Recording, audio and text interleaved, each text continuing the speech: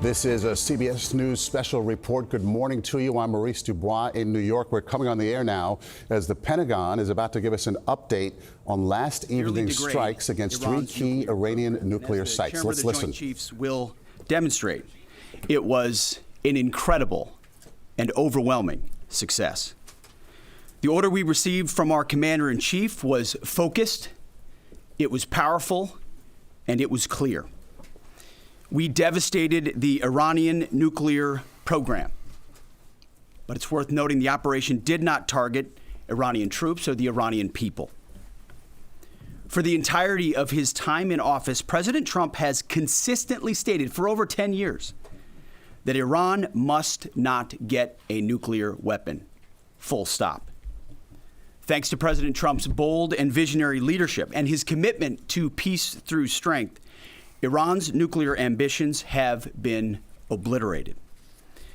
Many presidents have dreamed of delivering the final blow to Iran's nuclear program, and none could until President Trump.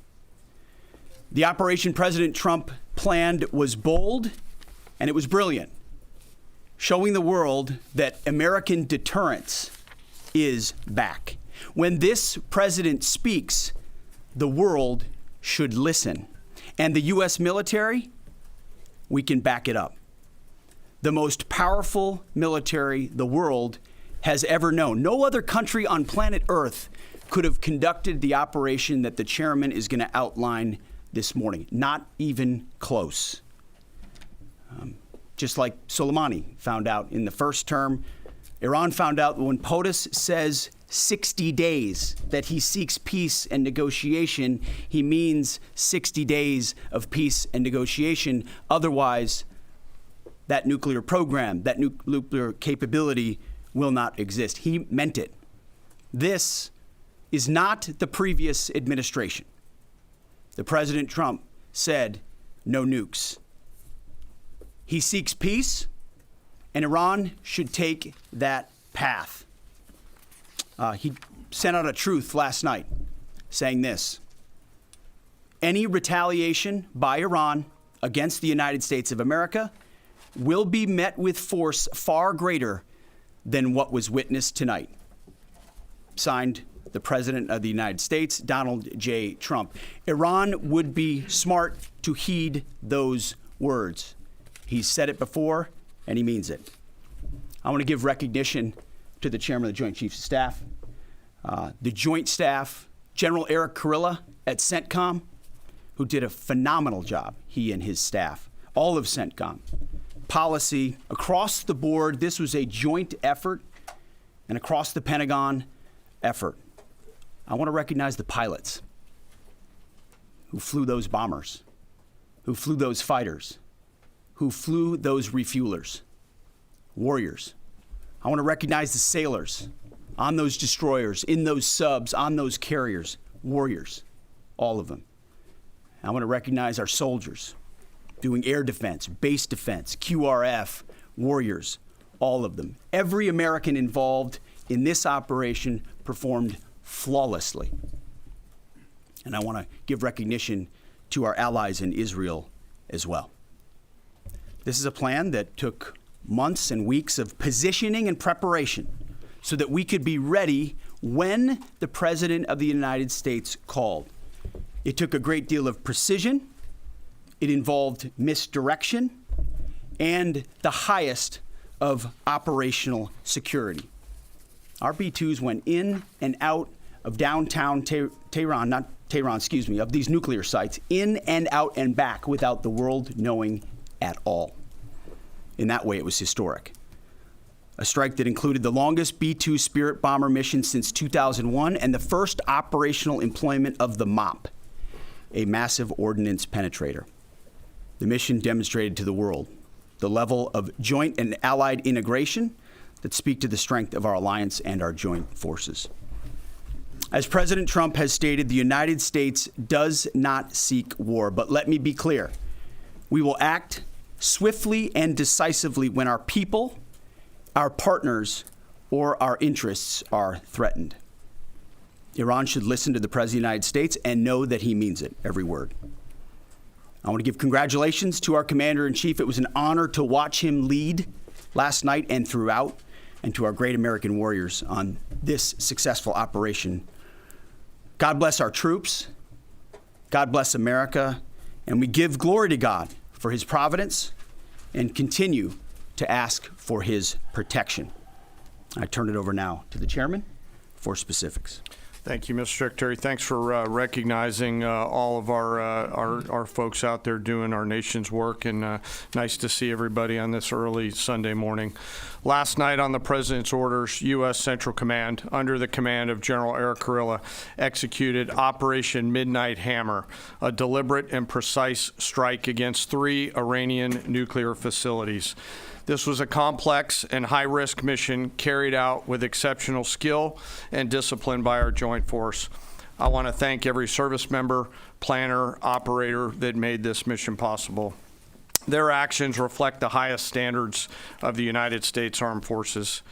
This operation was designed to severely degrade Iran's nuclear weapons infrastructure. It was planned and executed across multiple domains and theaters with coordination that reflects our ability to project power globally with speed and precision at the time and place of our nation's choosing. This was a highly classified mission with very few people in Washington knowing the timing or nature of this plan.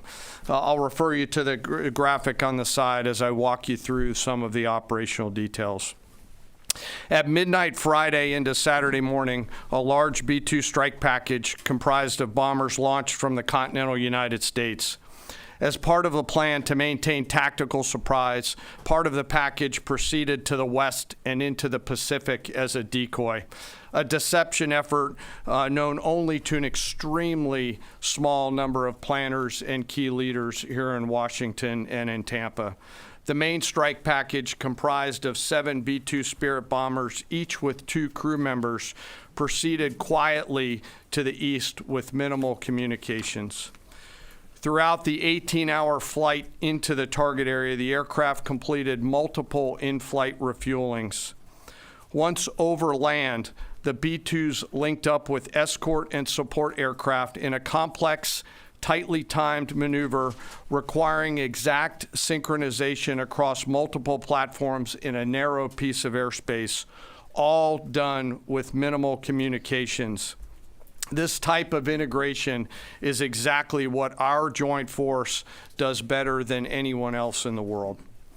At approximately 5 p.m. Eastern Standard Time last night, and just prior to the strike package entering Iran, a U.S. submarine in the Central Command area of responsibility launched more than 24 Tomahawk land attack cruise missiles against key surface infrastructure targets at Esfahan. As the Operation Midnight Hammer strike package entered Iranian airspace, the U.S. employed several deception tactics, including decoys, as the 4th and 5th generation aircraft pushed out in front of the strike package at high altitude and high speed, sweeping in front of the package for enemy fighters and surface-to-air missile threats. The strike package was supported by U.S. Strategic Command, U.S. Transportation Command, U.S. Cyber Command, U.S. Space Command, U.S. Space Force, and U.S. European Command. As the strike package approached Fordo and Natanz, the U.S. protection package employed high-speed suppression weapons to ensure safe passage of the strike package, with fighter assets employing preemptive suppressing fires against any potential Iranian surface-to-air threats. We are currently unaware of any shots fired at the U.S. strike package on the way in. At approximately 6:40 p.m. Eastern Standard Time, 2:10 a.m. Iran time, the lead B-2 dropped 2 GBU-57 massive ordnance penetrator weapons on the first of several aim points at Fordo. As the president stated last night, the remaining bombers then hit their targets as well, with a total of 14 MOPs dropped against 2 nuclear target areas. All 3 Iranian nuclear infrastructure targets were struck between 6:40 p.m. and 7:05 p.m. Eastern Time. Again, that's about 2:10 in the morning local time in Iran, with the Tomahawk missiles being the last to strike at Esfahan to ensure we retain the element of surprise throughout the operation. Following weapons release, the Midnight Hammer strike package exited Iranian airspace and the package began its return home. We are unaware of any shots fired at the package on the way out. Iran's fighters did not fly, and it appears that Iran's surface-to-air missile systems did not see us. Throughout the mission, we retained the element of surprise. In total, U.S. forces employed approximately 75 precision-guided weapons during this operation. This included, as the President stated last night, 14 30,000-pound GBU-57 massive ordnance penetrators, marking the first ever operational use of this weapon. I know that battle damage is of great interest. Final battle damage will take some time, but initial battle damage assessments indicate that all three sites sustained extremely severe damage and destruction. More than 125 U.S. aircraft participated in this mission, including B-2 stealth bombers, multiple flights of fourth and fifth generation fighters, dozens and dozens of air refueling tankers, a guided missile submarine, and a full array of intelligence, surveillance, and reconnaissance aircraft, as well as hundreds of maintenance and operational professionals. As the Secretary said, this was the largest B-2 operational strike in U.S. history and the second longest B-2 mission ever flown, exceeded only by those in the days following 9/11. Well prior to the strike, General Kurilla elevated force protection measures across the region, especially in Iraq, Syria, and the Gulf. Our forces remain on high alert and are fully postured to respond to any Iranian retaliation or proxy attacks, which would be an incredibly poor choice. We will defend ourselves. The safety of our service members and civilians remains our highest priority. This mission demonstrates the unmatched reach, coordination, and capability of the United States military. In just a matter of weeks, this went from strategic planning to global execution. This operation underscores the unmatched capabilities and global reach of the United States military. As the President clearly said last night, no other military in the world could have done this.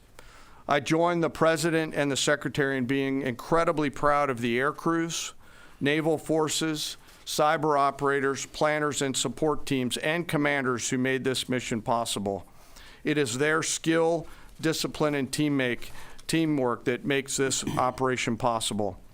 I am particularly proud of our discipline related to operational security, something that was of great concern to the President, the Secretary, General Kurilla, and me, and we will continue to focus on this. As we stand here this morning, many assets are still airborne, and we have hundreds deployed. I ask that we keep our warfighters on their way home and our deployed service member in our thoughts. Our joint force remains ready to defend the United States, our troops, and our interests in the region. Thank you very much. We will take a few questions, Phil. Me? Yeah. So, is regime change off the table, Mr. Secretary? And to the chairman, you said the battle damage assessment is still ongoing, but do you believe that some nuclear capability in Iran remains? This mission was not and has not been about regime change. The President authorized a precision operation to neutralize the threats to our national interests posed by the Iranian nuclear program and the collective self-defense of our troops and our ally Israel. Thanks for your question. I think BDA is still pending, and it would be way too early for me to comment on what may or may not still be there. But thanks for the question. Green. No, behind you. Excuse me, Mr. Secretary, can you tell me, was there a particular moment when the president decided to pull the trigger on this operation where he said, now, rather than being, something in the holster, now we're going to pull the trigger on it? I would just say, having the opportunity to witness his leadership, he was fully committed to the peace process, wanted a negotiated outcome, gave Iran every single opportunity, and unfortunately was met by stonewalling, which is why he gave them plenty of time to continue to come to the table and give up enrichment, give up the nuclear program. But there was I won't say the particular moment, there was certainly a moment in time where he realized that it had to be a certain action taken in order to minimize the threat to us and our troops. Yeah. General, you say that General Kurilla increased force protection in Iraq, Syria, and Gulf, in those areas. Were they given any advance warning the attacks were coming? And also, Mr. Secretary, when were congressional leaders notified? How long before the attacks took place? Sir, to your first question, the risk has clearly been rising over the last few weeks in the region. Based on that, and not a particular awareness of this operation, we've made smart decisions to minimize the risk to U.S. forces in the region. So they were given no advance warning? No, sir. And congressional? They were notified after the planes were safely out. Well, we complied with the notification requirements of the War Powers Act. After the attacks, they were notified? They were immediately thereafter. Yes. Thank you, Secretary. Two quick questions. Do you believe you completely destroyed Iranian nuclear program? And how about Iranian ballistic missiles? Your ally Israel always saying that is biggest threat. And second question is very important. What will be your next step if Iran or militias under Iranian influence in the region attack U.S. interests or allies in the region? And you can chime in on this too, Mr. Chairman. The battle damage assessment is ongoing, but our initial assessment, as the chairman said, is that all of our precision munitions struck where we wanted them to strike and had the desired effect. Which means especially in Fordo, which was the primary target here, we believe we achieved destruction of capabilities there. Ultimately, wherever it may be, whether it's in Iraq or Syria or bases in the Gulf, as the president said, it would be, as the chairman said, it would be a very bad idea for Iran or its proxies to attempt to attack American forces. Yes. Thank you, Mr. Secretary. Regarding retaliations, Iran and North Korea are cooperating on nuclear and missile development. Do you think there is a possibility that Iran, North Korea, and the other forces, such as China, will join forces to retaliate against the United States? Well, unfortunately, because of the policies under the previous administration, we drove those countries together, and ultimately that creates a challenging environment. For this particular operation, the focus is on Iran and Iranian nuclear capabilities. That's our focus here, is to not just say that they can't have, but President Trump has said from over 20 years, frankly, Iran cannot have a nuclear weapon. And ultimately, he decided this is the moment, given their stonewalling, when direct military action had to be taken to prevent that from happening. Yes? Thank you very much. General Kane, I understand OPSEC, I respect OPSEC. Can you say at all what security procedures are being taken to protect U.S. troops in Iraq and elsewhere in the Middle East? And Secretary Hegseth, as a global war on terrorism veteran, what do you say to veterans who may be concerned the U.S. is getting into another open-ended war in the Middle East over weapons of mass destruction? Thanks, sir, for the question. I won't comment on what force protection measures are being taken in the region. What I will say is we're being proactive and not reactive, and being very thoughtful about ensuring that we do all that we can to protect our forces out there. And I would just say, as the president has directed and made clear, this is most certainly not open-ended. It doesn't mean it limits our ability to respond. We will respond if necessary. The most powerful military in the world is postured and prepared to defend our people. But what the president gave us, as I said, was a focused, powerful, and clear mission on the destruction of Iranian nuclear capabilities. Those were the targets. That's what was struck. That's what was overwhelming. That's what was overwhelming. That's what the Iranian regime needs to understand, as the president put out last night. He wants peace. There needs to be a negotiated settlement here. We ultimately demonstrated that Iran cannot have a nuclear capability. That is a very clear mission set on this operation. Yes, hold on. Yes, right there. Thank you, Mr. Secretary. Question for the Secretary and the Chairman. How was this strike coordinated with the Israelis on a strategic level, militarily, and on a tactical level? Was there any direct Israeli military participation in this operation? Well, I would say certainly Israel had an incredible military success, especially at the beginning and ongoing, in degrading Iranian capabilities, in degrading Iranian launchers, MRBMs. It's been incredible to watch what our ally Israel has been able to do. And there certainly have been conversations. I mean, General Kurilla at CENTCOM has worked closely in the defense of Israel for many years. And part of this operation was the defense of Israel and the ongoing defense of Israel. But as it pertains to this strike, this was U.S. operated and U.S. led.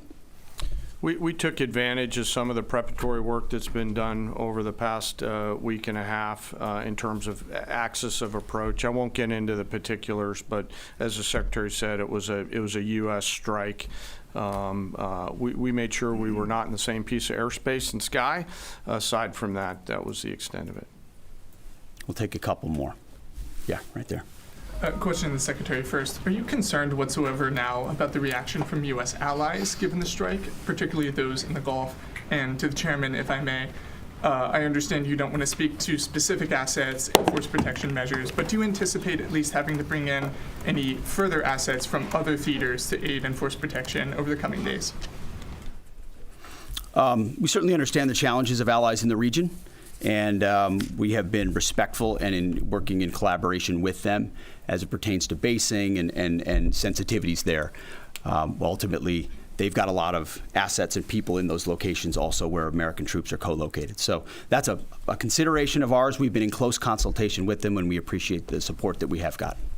Thanks for the question on sort of the global picture. And as you know, that's one of my jobs, is to look globally at the entire range of challenges. We are always carefully considering our force posture around the world and then offering options to the Secretary and to the President. I won't comment on any future things, but the American people should know that we carefully consider those moves around the world and try to modulate as needed our force structure in the region. Absolutely. Yeah, right here. Thank you. What communications are being sent to the Iranians right now, and is there any possibility of diplomacy now or in the coming days? I can only confirm that there are both public and private messages being directly delivered to the Iranians in multiple channels, giving them every opportunity to come to the table. They understand precisely what the American position is, precisely what steps they can take to allow for peace, and we hope they do so. Yes. The president may not want an open-ended conflict. The Iranians may disagree. Are you prepared for a protracted war?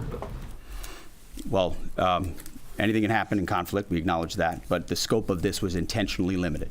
That's the message that we're sending. With the capabilities of the American military, nearly unlimited. So Iran, in that sense, has a choice. But we've made it very clear to them, this is nuclear sites, this is nuclear capabilities, this is the line that the president set, and we set that back. Now is the time to come forward for peace. But I think one of the takeaways from this as well is the unprecedented level of ongoing cooperation. I can't speak highly enough of the chairman and his staff and General Kurilla in CENTCOM, what they've done to look around the corner, to pre-position, to understand how an operation like this comes together.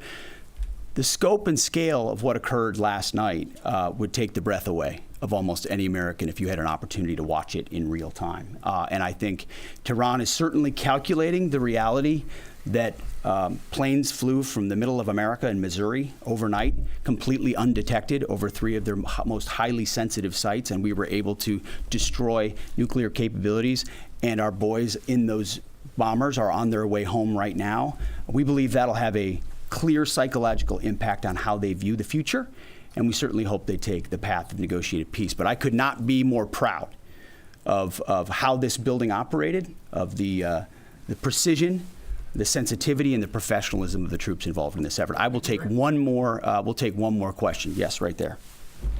Thank you, Mr. Secretary. Concerning the justification for these strikes, in March, the Office of the Director of National Intelligence released their threat assessment, concluding, quote, Iran is not building a nuclear weapon, and Khamenei has not authorized the nuclear programs he suspended in 2003, unquote. So what new intelligence does the U.S. have since then that the Iranians have changed their position on nuclear weapons? And does this new intelligence come from U.S. sources and methods, or are we getting this information from other countries? Well, I would just simply say that the president's made it very clear. He's looked at all of this, all of the intelligence, all of the information, and come to the conclusion that the Iranian nuclear program is a threat, and was willing to take this precision operation to neutralize that threat in order to advance American national interests, reduce the Iranian nuclear program, and obviously collective self-defense of ourselves and our allies. So he looked at all of it, understood the nature of the threat, and took bold action I think the American people would expect in a commander-in-chief. That's all we've got. Thank you very much. Appreciate it.